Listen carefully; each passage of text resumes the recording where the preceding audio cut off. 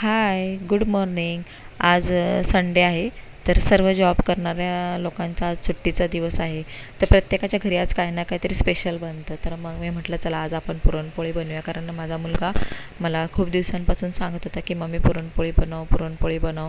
तर म्हटलं चला मग आज बनवूया. मग मी कुकरमध्ये डाळ शिजायला घातली आणि मी पाणी भरत होती तोपर्यंत 2 शिट्ट्या कुकरला एक्स्ट्रा झाल्या. मग जास्त शिजली गेली.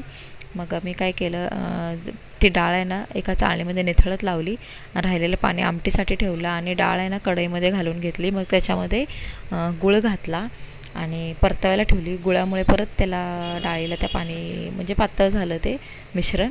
मग त्याच्यामध्ये एक अर्धं जायफळ खिसून घातलं, एक आलं खिसून घातलं, आल्याचा तुकडा मोठा, आणि त्याच्यामध्ये 4-5 वेलदोडे बारीक करून टाकले. थोडी हळद घातली. मग चिमूटभर मीठ टाकलं आणि असं म्हणजे छान असं परतून घेतलं म्हणजे जेवढं पण त्याच्यामधलं ते घट्ट करता येईल तेवढं घट्ट करून मी ते मिश्रण घेतलं आणि मग एका चाळणीतनं बारीक करून घेतलं. तरी पण आहे ना ते पुरण मला पातळच वाटत होतं. आता म्हटलं चला माझ्या पोळ्या बिघडतात की काय, आता काय करावं. मग मी यूट्यूबला 4-5 व्हिडिओ बघितले की पुरण पातळ झाल्यानंतर काय करायचं. पण ते व्हिडिओ काय मला असे बरोबर वाटले नाहीत, कारण मला म्हणजे ते त्यांच्या ट्रिक्सच त्या आवडल्या नाहीत. मग म्हटलं आता काय करायचं. मग मी स्वतःचीच शक्कल लढवली.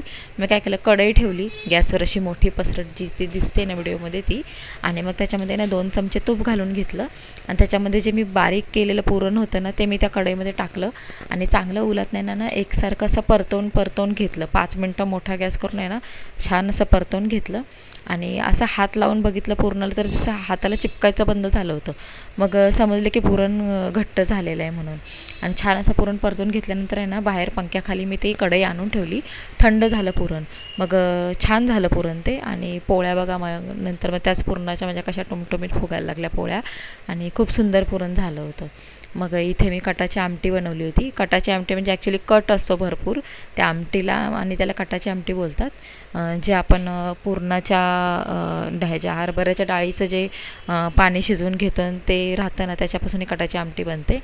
तर मी कमी तेल यूज केलं, मला नाही जास्त आवडत तेलकट आणि आमच्या घरात कोणी खातही नाही एवढी तेलकट आमटी. मग इथे मी पापड भाजून घेतले होते आणि छान असा माझा पुरणपोळीचा स्वयंपाक तयार झाला होता. आणि माझ्या पुरण जे बिघडलेलं होतं ते पण माझं म्हणजे चांगलं झालं आणि मस्त असं ताट तयार झालं आहे. तर आवडल्यास चॅनल तर सबस्क्राईब करा आणि लाईक करा आणि या जेवायला.